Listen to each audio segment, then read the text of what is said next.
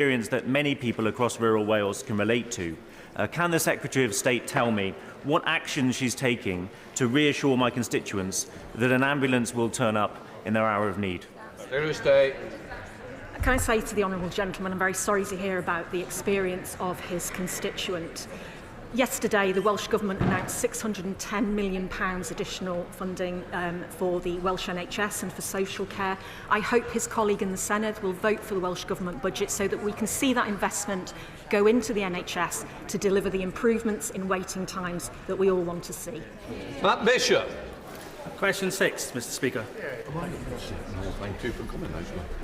Who's doing it? Minister.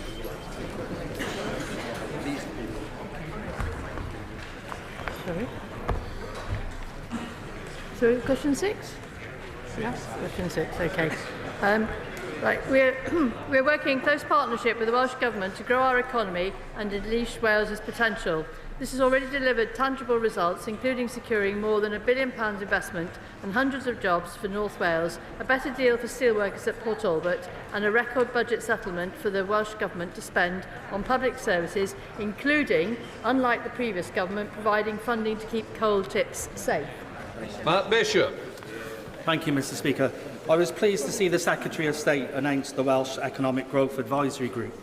Can she explain how the resetting of relationships between the Welsh and UK Government is strengthening Wales's position in the UK industrial strategy, therefore also improving access to vital services and relationships over the border in the Forest of Dean? Well, indeed, Mr Speaker, the Secretary of State was very pleased to chair the first meeting of the advisory group last week. The group will work with us to inform the UK Government's industrial strategy to ensure that we build on Wales's proud industrial heritage and develop the jobs and industries of the future. This is the first time that representatives from both governments, business, education, industry groups and unions have come together to shape cross-government UK policy, proving the difference that two governments working together for Wales can make. Graham Stewart.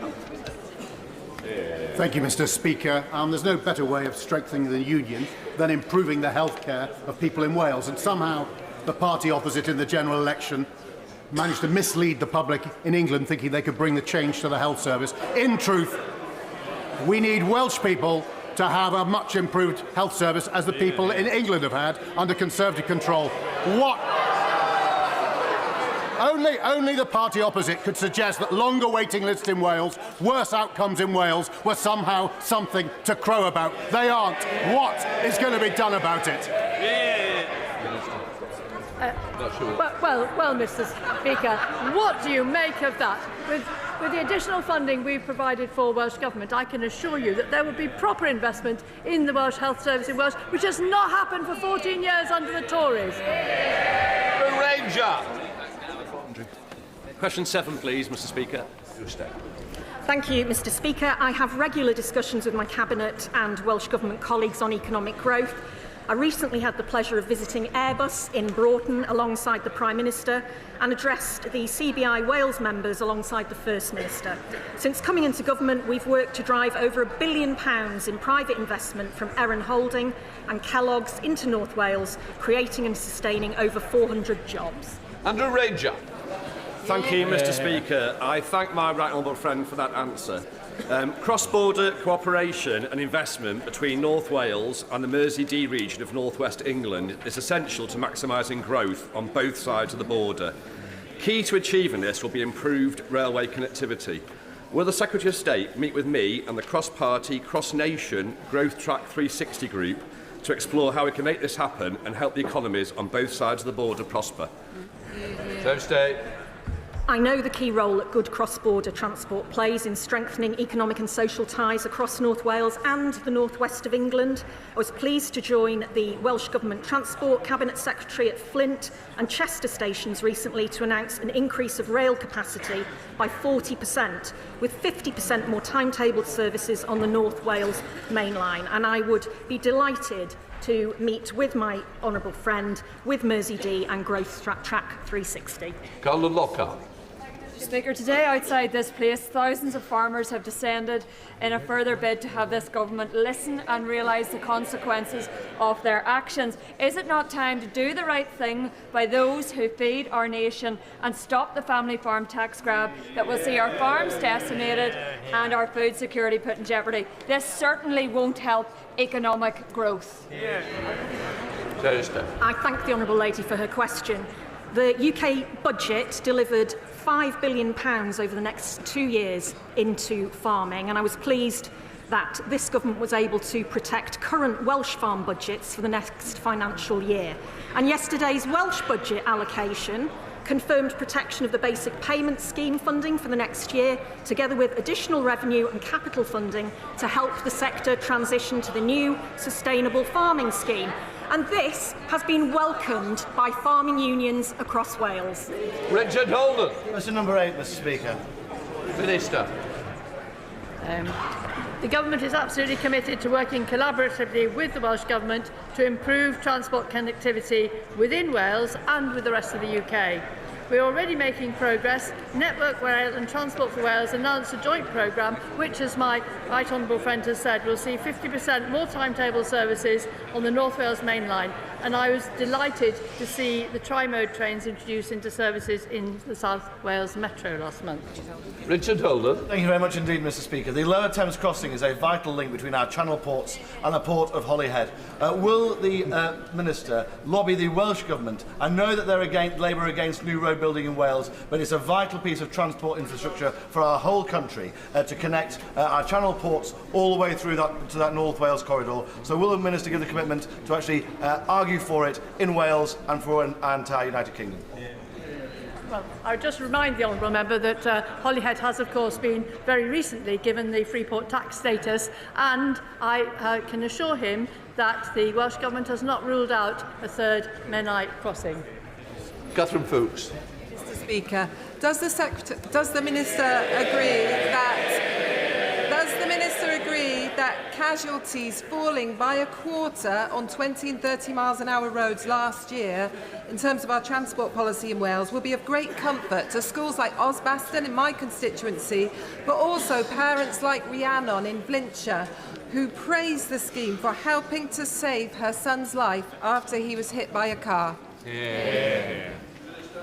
Well, indeed, Mr. Speaker, the Welsh Government has been very clear that the primary objective of the 20-mile-an-hour policy was to save lives and reduce casualties, and recent collisions data provides an encouraging sign that this policy is moving in the right direction.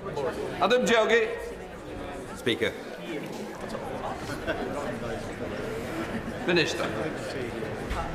Mr. Speaker, the Government holds regular discussions with the Welsh Government on tackling violence against women and girls to help drive forward the Government's ambition to halve violence against women and girls in a decade. Most recently, on the 13th of November, the Minister for Safeguarding met with the Welsh Minister for Social Care and Welsh Cabinet Secretary for Social Justice, and they discussed measures to tackle violence against women and girls in detail.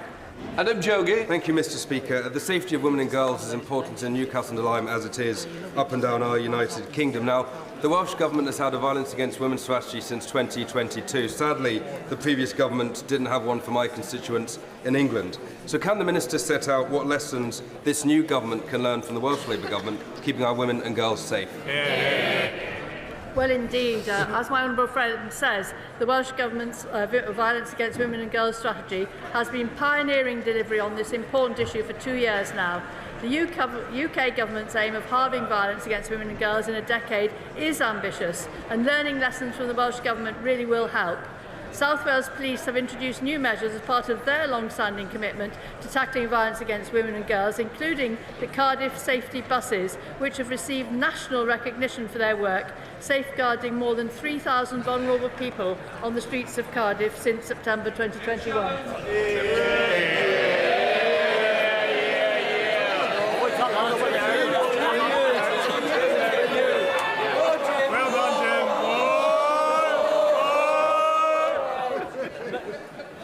say, do you always deliberately save the last question before PM2? It's up to you, Mr. Speaker. You always call me a very kind. Thank you very much. Obviously, when it comes to tackling violence against women and girls, it can all be done regionally. But is it not time, Mr. Speaker, that this is done on a national level, where England, Scotland, Wales and Northern Ireland work together to deal with the issue of violence against women and girls? Thanks so much. Thank you. Minister. Well, absolutely, Mr. Speaker. That's why it is absolutely central to our manifesto, with commitments that will take in the whole of the UK, particularly commitments from the Home Office and policing, and in legislation that we intend to bring forward. We now start with questions to Prime Minister Andy MacDonald. Number one, Mr. Speaker. Prime Minister. Thank you, Mr. Speaker. Can I start by welcoming the fall of Assad? The people of Syria suffered for far too long under his brutal regime. Mr. Speaker, what comes next is far from certain. We've been talking to regional and global allies to ensure that it is a political solution that protects civilians and minorities and absolutely rejects terrorism and violence. Mr. Speaker, this morning I had meetings with ministerial colleagues and others. In addition to my duties in this House, I shall have further such meetings later on today. Thank you, Mr. Speaker. May I associate myself with the remarks of the Prime Minister in welcoming the fall of Assad and the hope now for the Syrian people. Mr. Speaker, since it returned to Labour control under Mayor Chris Cook, Middlesbrough Council has not only been taken out of government intervention in terms of children's services and a best value notice, but is also on track to becoming financially stable. I know the Prime Minister will want to join me in congratulating Mayor Cook and the Council on its recent successes. But after 14 years of Conservative austerity, can the Prime Minister confirm that the spending review will not simply end, but will unwind austerity and provide the resources councils need to properly serve our communities? Prime Minister. Well, I join him in paying tribute to the Mayor and all local representatives across the country who do a fantastic job, even when funding was cut to the bone under the last 14 years of the Tory government. Mr. Speaker, we're boosting local government funding by £4 billion, investing £1.6 billion to improve roads. And I was proud to see the work on the carbon capture cluster in Teesside, which will create 2,000 new jobs. Leader of the Opposition, Kemi Badenoch.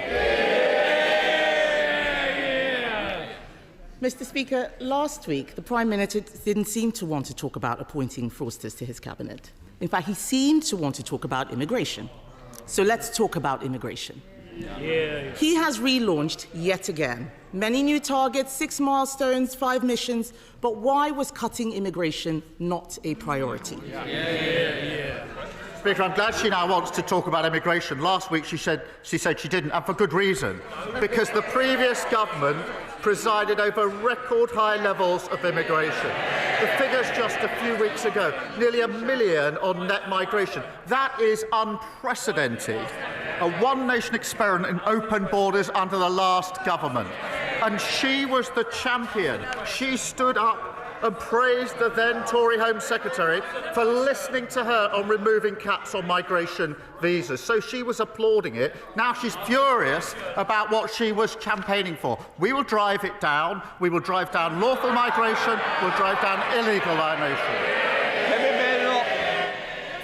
Mr. Speaker, he talks about open borders. He was the one campaigning for free movement. I was in this House asking for a lift on skilled migration. He was there supporting all of the people who should not have been in this country. He wanted us to relax immigration.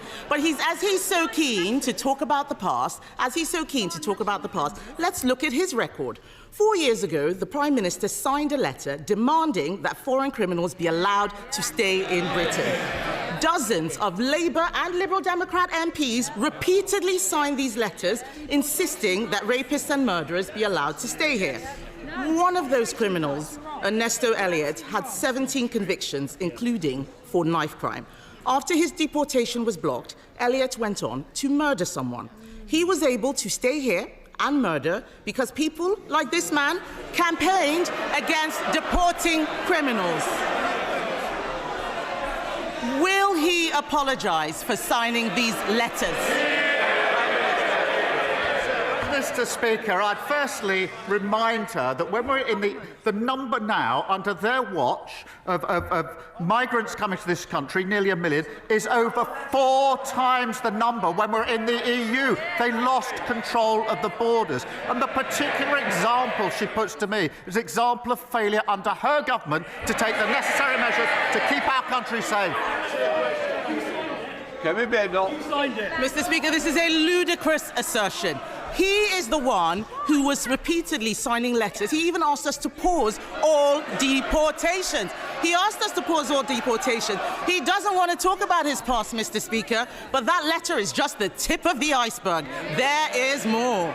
The Prime Minister actually complained that the immigration system was working to deter migrants rather than provide support. He said, and I quote, that he was proud to have served as Jeremy's shadow immigration minister. He boasted that he took the last Labour government to court for cutting benefits for asylum seekers. He said he would never set a target-based approach to immigration. He wants to talk about immigration. Let's talk about his record. We can talk about it all day. I have committed... Mr. Speaker, the Prime Minister says he wants to talk about immigration. I have committed to a cap on migration. Why won't he? Mr. Speaker, she talks about my record. For 5 years, I was the chief prosecutor prosecuting people who went to prison, many of whom were then deported. So while she's talking, I was actually doing the hard yards of convicting those that should be in prison. And she presided over record numbers of asylum seekers in this country, a record number of lawful and irregular migrants. That is 14 years when they lost control of the borders. They set a cap for each of those 14 years. It wasn't hard, it didn't stop people coming, and it got a record number. They should apologise for what they've done with their open borders policy. Mr. Speaker, he did not answer a single... Do you want to leave? If you've not got the guts to stand up to the comments, you shouldn't be in here. Let me beg up. Mr. Speaker, he did not answer a single question. He never answers questions. He wants to talk about the past. The fact is, we've acknowledged where things went wrong. He will never take responsibility. He will never take responsibility. The fact is, he has scrapped a deterrent that the National Crime Agency has said we need. Since he came into government and scrapped the Rwanda deterrent, small boat arrivals have increased by nearly 20%. His own MPs are complaining about having to house asylum seekers. So can the Prime Minister tell the House how much more his government will spend on hotel accommodation because he scrapped the deterrent? Prime Minister. Mr. Speaker, I'd invite her to tell us what went wrong under the last government, but it'd take us all afternoon. Mr. Speaker, we are going to smash the gangs that are running this vile trade. We signed a landmark agreement with Germany this week. Order. Mr. Philp, you've been very loud. I think now we're going to have a little bit of silence from you, Prime Minister. This week we signed a landmark agreement with Germany. She should be welcoming that, because that will make sure we have the powers to take enforcement action across the continent where it is needed. We've set up the Border Security Command. We've committed £75 million on top of the existing £75 million. We're extending the powers so they're counter-terrorism-like powers. We've retained 9,400 people who shouldn't be here. A record flight got off. They talk about getting the flights off. They did it for years. They didn't succeed. We got the flights off. Mr. Speaker, he says he wants to smash the gangs. The only thing he smashed is his own reputation. The fact is, what he has been agreeing is not going to do anything. The cost of the Iraq agreement is £500,000. That wouldn't even buy a house in his constituency. Many of the things he's taking credit for are our agreements. Let's talk about what he put in his manifesto. The Prime Minister promised to end asylum hotels. He promised, he's the Prime Minister now, he promised, but in Altrincham and Peterborough, his government is expanding the use of asylum hotels because he unilaterally disarmed the deterrent. In fact, Mr. Speaker, A man who arrived by small boat told Sky News he was happy Labour were in power. That man said the Conservatives, and I quote, wanted to deport us, but Labour are making the procedure easier for us. He's right, isn't he? Prime Minister. Mr. Speaker, I really thought she should welcome the Iraq deal. Anybody who wants to deal with this vile trade would have welcomed it. She should also welcome the German deal that we did this week. Many of the boats that are finding their way to the Channel are coming through Germany. That is well documented. There's been a difficulty in taking enforcement action, which if she spent more time researching that than her terrible jokes, she would know about. And we have signed an agreement to smash and take enforcement action in Germany to stop those boats getting to the coast. That is effective action. She should welcome it. It's really good news. All law enforcement think it's a good thing. Why does she think it's a bad thing? Because the numbers are going up, Mr. Speaker, under his watch. The Prime Minister has consistently backed criminals over law-abiding British people. He defended terrorists like Hizb ut-Tahrir in the European Court. He argued all immigration law had a racist undercurrent. He voted against life sentences for people smugglers. He voted against more than 100 measures to control migration. He even said it was wrong. He even said, Mr. Speaker, that it was wrong when the Conservatives took away Shamima Begum's citizenship. Now he has appointed her defence lawyer as his Attorney General. Mr. Speaker, events in Syria mean we may see more small boat arrivals. For once, will he take the side of the British people and strip citizenship from jihadi terrorists and supporters of Assad who want to come back and destroy this country? Prime Minister. Mr. Speaker, I was Director of Public Prosecution for 5 years. Unlike anyone on their benches, I was prosecuting for 5 years hundreds of thousands of criminals. That includes huge terrorist gangs, rapists. I was working for 3 of those 5 years with the then Home Secretary Theresa May, who commended the work that I did at the end of those 5 years. So for her to stand there and say, I haven't done anything in law enforcement, I dedicated 5 years of my life to law enforcement, locking up criminals, which is more than she can say. And it would be easier to take the opposition seriously if they actually got serious. Not a slither of remorse, not a hint of contrition. It's like the arsonist complaining about the people who are trying to put the fire out. And all they do is come every week with more and more complaints. Just wait till they get their hands on the people that created the mess that we are clearing up. We're fixing the economy, we're ending their open borders policy, we're taking down the waiting list. That's what people voted for. We're delivering it.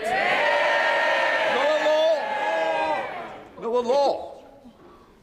Mr. Speaker, since in the last couple of months, since I spoke to the Prime Minister here about the need for social and industrial investment in Cornwall, we've had a fresh tranche of shared prosperity funding, a huge boost to international interest in our most cleanest energy industries, and we've had a roadmap to greater political autonomy that reflects Cornwall's unique national identity. Will the PM join his minister on that visit in the spring to meet with the industry firsthand and spell out a roadmap for Cornwall to helping Britain become a clean energy superpower?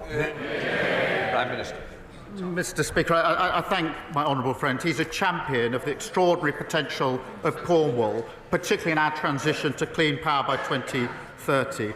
Next week we'll publish our English devolution white paper, setting out our ambitions to move power from Westminster into every part of England, including Cornwall. And I know he and his colleagues are meeting the Deputy Prime Minister to discuss this next week. Leader of the Liberal Democrats, Sir Ed Davey. Thank you, Mr. Speaker. While Syrians are rejoicing at the overthrow of the brutal Assad regime, many people there and around the world are worried about what comes next, as the Prime Minister indeed said, with the threats of extremism, ISIS terrorism and unsecured chemical weapons. Only an open political process can bring peace and stability, but that will require the full backing of the international community. So does the Prime Minister share my concern that President-elect Trump said about Syria, and I quote, "The United States should have nothing to do with it"? If America walks away and steps away, will he step up and work with other allies to provide British leadership over Syria? Prime Minister. He's right to say this is a very serious moment. We all welcome the fall of Assad.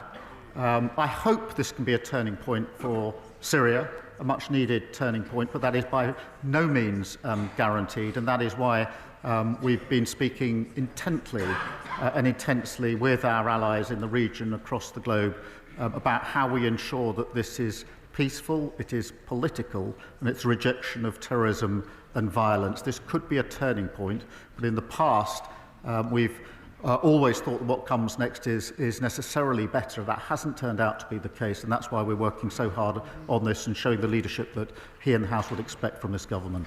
Sir Ed Davey. Can I thank the Prime Minister for that reply, and I hope we can continue to work on a cross-party basis to do Britain's role in securing peace and stability in the Middle East. But moving on to another subject, Mr. Speaker, British farmers are the best in the world. Yeah. They are the best in the world because of our tradition of family farms, where from generation to generation a commitment to high-quality food, to our precious environment, animal welfare, is passed down. But family farms were let down badly by the last Conservative government, with their botched transition to new payment schemes and their unfair trade deals with Australia and New Zealand that have undercut British farmers. Now, many family farms feel the government's budget will be the final blow. So will the Prime Minister change course and recognise the vital role that British family farms play?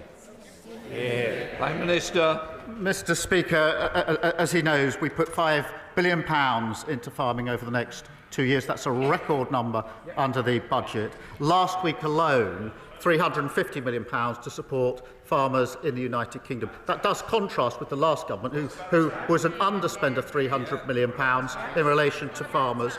In relation to inheritance tax, as he knows, in a typical family case, the threshold is £3 million, and therefore the vast majority of farmers will be unaffected, despite the fear-mongering of the party opposite. Bill Brittle. Speaker, places of worship are vitally important, not just for practising one's faith, but also for local heritage. The government's Places of Worship grant scheme currently provides much-needed tax relief for religious buildings in need of renovation, but is scheduled to end next year. What assurances can the Prime Minister provide my constituents that the government will continue to support restoring our much-cherished places of worship, such as Holy Trinity Church in Horwich? Prime Minister. I thank you for that question and recognise the important roles that these buildings play at the heart of communities, particularly, Mr. Speaker, at a time like Christmas. There are a wide range of funds available for maintenance and restoration, including the National Lottery Heritage Fund's Places of Worship scheme. Details will be confirmed in the usual way by departments at the spending review. Hannah.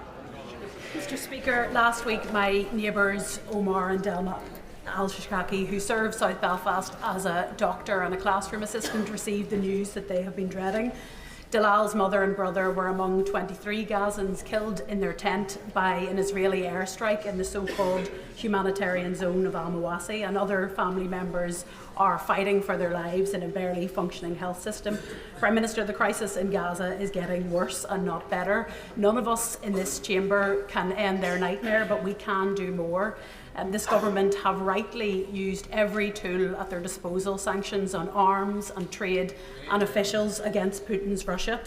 When will Israel be held to the same standards for genocide? When will this government confirm further sanctions, recognise the state of Palestine and offer some hope to beleaguered Gazans and many millions who are watching on in horror?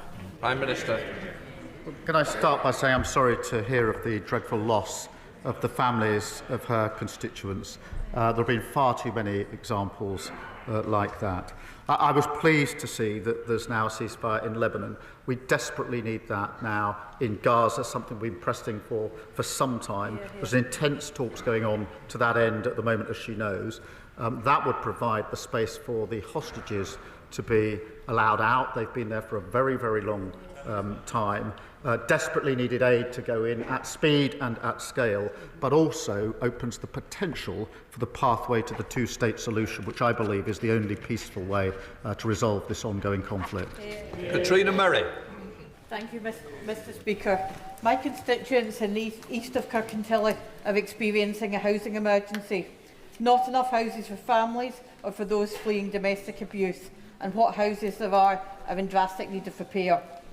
Does the Prime Minister agree with me that the Scottish Government should be prioritising repairing this housing emergency, but also the funding of local authorities to address this crisis of their own making? Prime Minister. Well, I'm grateful to her for raising this, because in Scotland, house building has ground to a halt. Homelessness is at record numbers. Children in temporary accommodation, record numbers. And this budget was the biggest settlement for Scotland since devolution. So they've got the powers, they've got the money. What they haven't got is any more excuses. Thank you, Mr Speaker. The people of Thornbury have been promised a new health facility for more than 20 years, but have seen every proposal fall by the wayside. That's why it was a great relief to residents when the Health Minister confirmed to me in writing that the funding to rebuild the centre would be made available. However, we are still months away from seeing the final plans signed off, never mind having spades in the ground. So what reassurances can the Prime Minister give me and my constituents that this isn't just another hollow promise, and that the proposals will be approved swiftly once they hit the Health Secretary's desk? Well, I'm grateful to her for raising that, and it's obviously a cause of concern for her constituents. And we are determined to fix the broken NHS that we inherited from the party opposite. We've set out our targets in the plan for change last week. As she knows, the Department for Health, NHS England and the Local Care Board are working together to deliver for patients in her constituency. It is important, as she'll appreciate, that we go through the proper business case as part of this rebuild. But what I can make sure is she gets a meeting with the relevant minister to be updated on behalf of her constituents. Peter Lamb. Thank you, Mr Speaker. Following years of real terms cuts to their funding, St Catherine's Hospice, serving my constituency of Crawley, has recently made a number of redundancies. Palliative care is hugely important to our communities, and I pay tribute to them for their work. Can the Prime Minister join me in thanking the work of St Catherine's and outline how the Government will look to support palliative care moving forwards? Prime Minister. I will join him in that and recognise the vital role that hospices play in providing support to people at the end of their life and understand the challenges that they face. Most hospices receive funding by providing NHS services, and funding will be set out in the usual way. Thank you. Jerome Mayu. Mr Speaker, losing a farm is not like losing any other business. It can't come back. Now, those are the words of the Prime Minister, those that he said to the NFU in order to get their votes. So can the Prime Minister understand why farmers in Broadland and Falkland and around the country now think that his administration is duplicitous? Mr Speaker, I think everybody welcomes the £5 billion over the next 2 years that we put in the budget to... Well, they shake their heads. I'm afraid they do. £350 million in the last week alone, compared with the £300 million underspent by the last government. On the threshold, as he well knows, in an ordinary family case, the threshold is £3 million, and that means the vast majority of farmers will be unaffected. Joyce Dewbray. 14 years of the party opposite gutting local government has left councils having to make. My constituents were recently shocked when Cannock Chase District Council proposed the closure of the Museum of Cannock Chase and the Prince of Wales Theatre. Can the Prime Minister ask the Culture Minister to please, and his officials to please meet with me to see what can be done to save our museum and theatre? Mr Speaker, they groan at the question that the Leader of the Opposition was saying they're coming to terms with their failures. Well, they're obviously struggling just with it. I understand this will be a huge loss to his constituency. Councils across the country were at the front line of the last government's ruinous economic failure. We announced £4 billion in additional funding for local government, a real terms increase in core spending power. We will continue to do so, and I will make sure that he gets a meeting with the relevant minister. Chris Law. These last months have shown that cruel Westminster governments of whichever party continue to target the weakest in society, while the Scottish Government will continue to protect them. Whilst the Labour Party have voted to continue the two-child benefit cap from the Conservatives, the SNP are abolishing it. While the Prime Minister picks the pockets of pensioners of their winter fuel allowance, Scotland's First Minister, John Swinney, has reinstated it. So, Mr Speaker, given support for Labour is plummeting and support for Scottish independence is once again leading in the polls, who does the Prime Minister believe makes the best decisions for Scotland? Prime Minister. Those that were elected in a general election on the 4th of July, they're sitting here.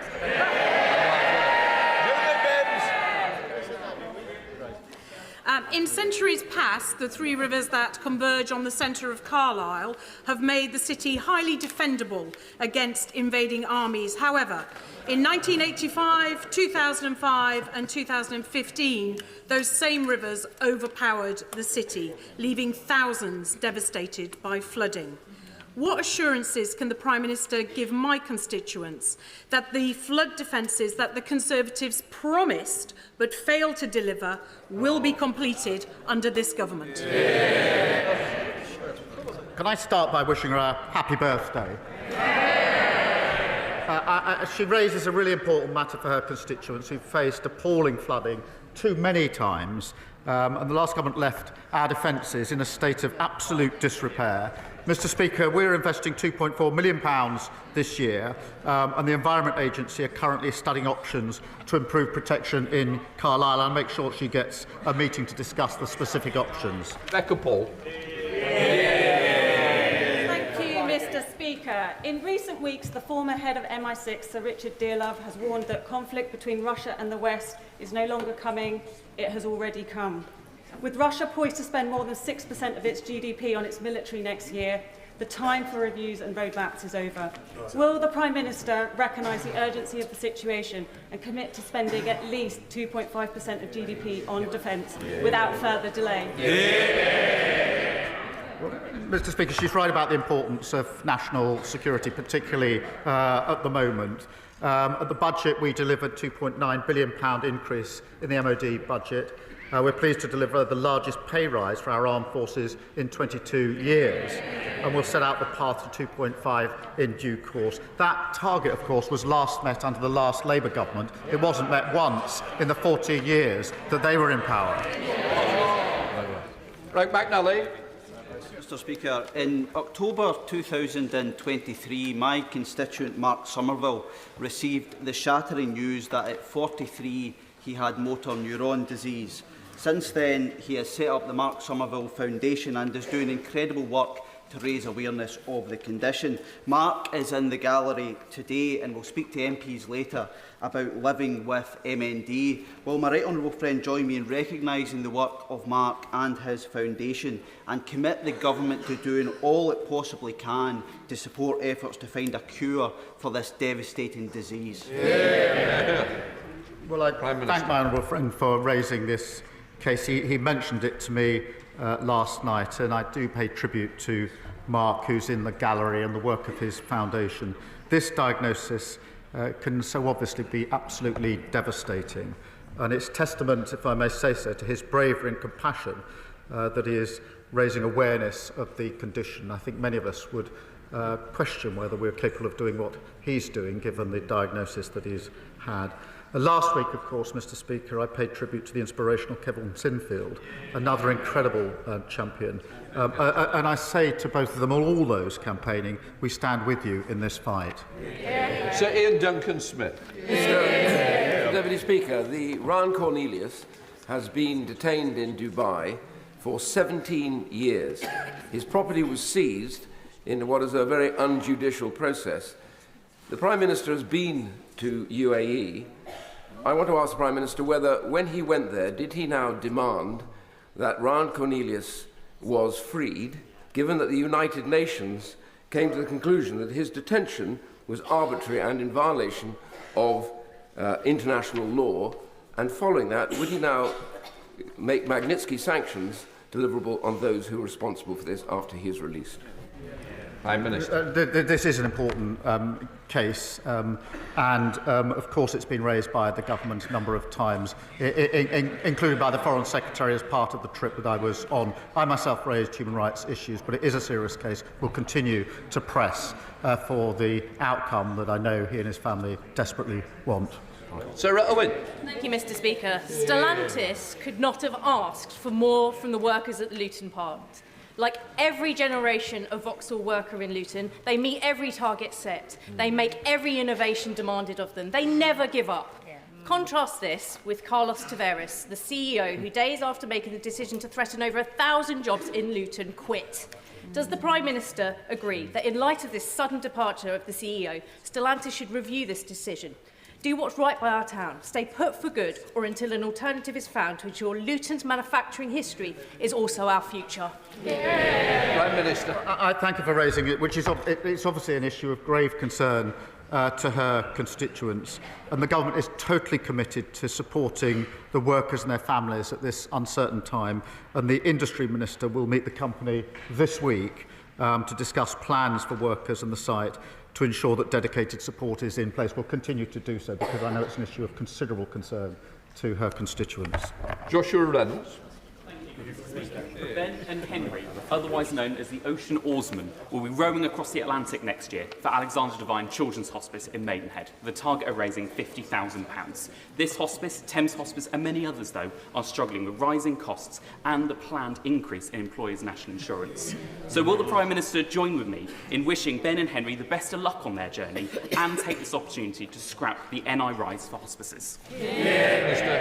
Well, can I pay tribute to Ben and Henry and everybody supporting their campaign? It's obviously an important issue. The funding arrangements will be set out in due course.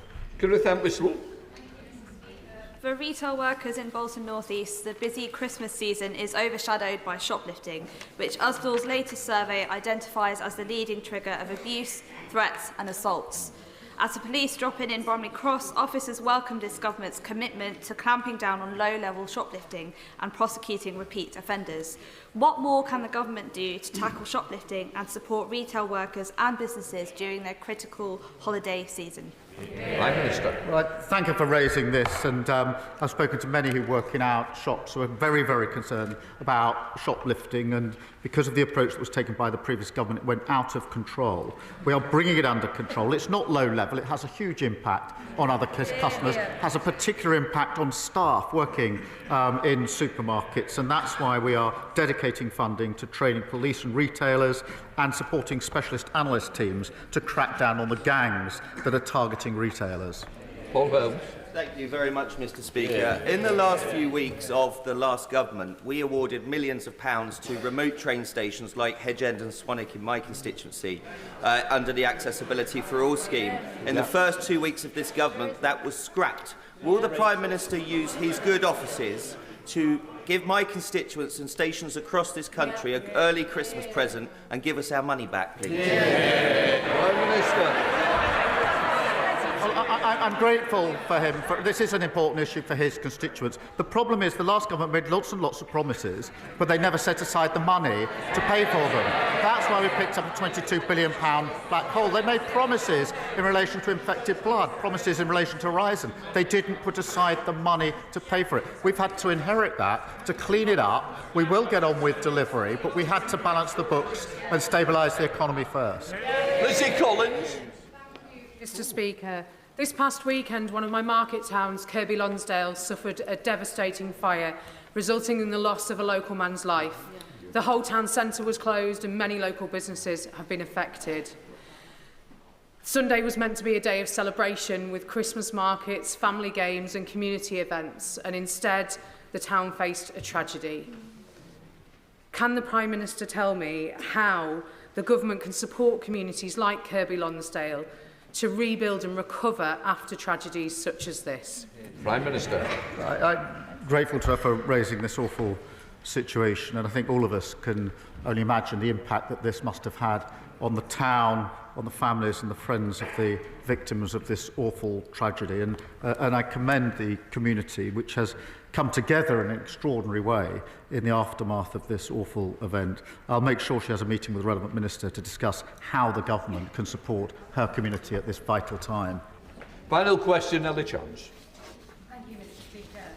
This week I was contacted by my constituent Sally. She's a GP and she'd called 999 on Monday for a critically ill patient to try to get an ambulance, but couldn't because they were all stuck outside Hereford A&E waiting to unload their patients.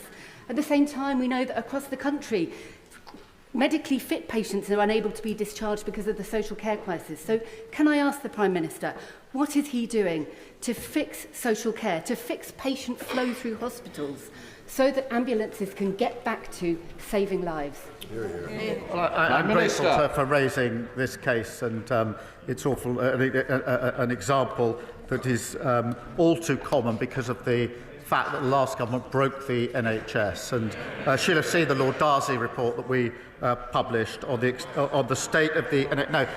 They should be utterly ashamed of themselves in relation to what they did to our NHS. But she raises a really important point. That's why we put a record amount into the NHS in the budget, £25 billion. We've set out in our priorities what we need to do with the NHS. We'll work at pace on this as hard as we possibly can. She's right to raise it. They should hang their heads in shame. That completes Prime Minister's questions.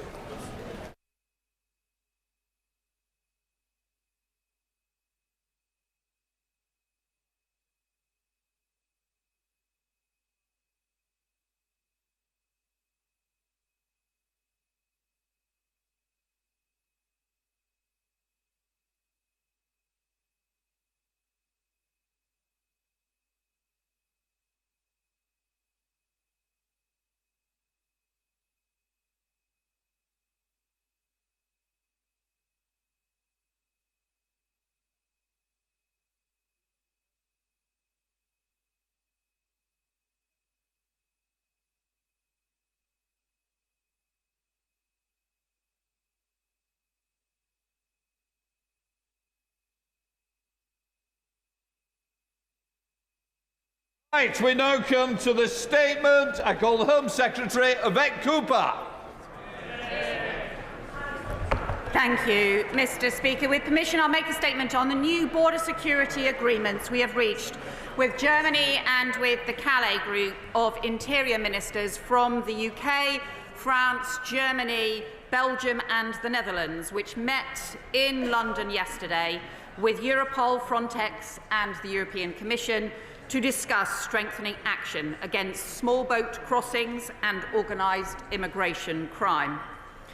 But first, in the light of the fast-moving events in the Middle East, yesterday at the Calais Group we also discussed the situation in Syria, and I want to briefly address that issue first.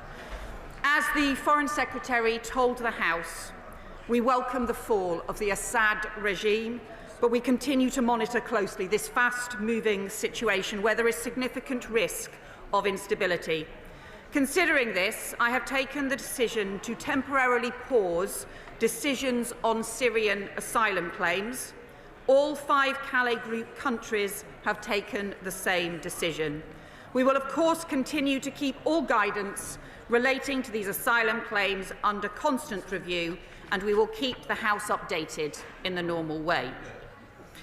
Mr. Speaker, last week I updated the House on the new agreement the government has reached with the Iraq government and the Kurdistan regional authorities to tackle organised immigration crime. And this week we have reached new strengthened agreements closer to home. Smuggler and trafficking gangs have been allowed to get away with their vile trade in people for far too long. Britain needs strong borders and a properly controlled and managed asylum and immigration system, and for the last 5 years we have had the opposite. That is why we are prepared to do the hard graft, to get the system back under control and tackle the gangs long before they reach our shores. Immediately after the election, we began to strengthen our